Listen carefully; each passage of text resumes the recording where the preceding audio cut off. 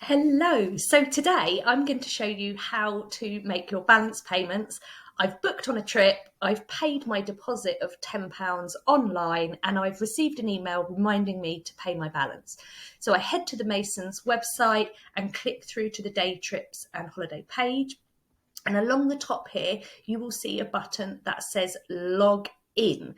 So if you've previously travelled with us, it should have all of your details, and the email address that we usually correspond with you is the one that you need to use. Go away, little pop-up. And you will see down here, balance payment. Click through to there. Now I've booked on a lunch club and it's reminding me of the due date, and I'm going to pay that balance off today by just ticking the box in the corner here and clicking make payment. Now it does give me the option to pay it off bit by bit if I'm trying to pay ahead of a due date. So for example, if you've booked a holiday and you'd like to pay off a little bit each month, then you might want to come in and put your details in there and just pay a little bit off.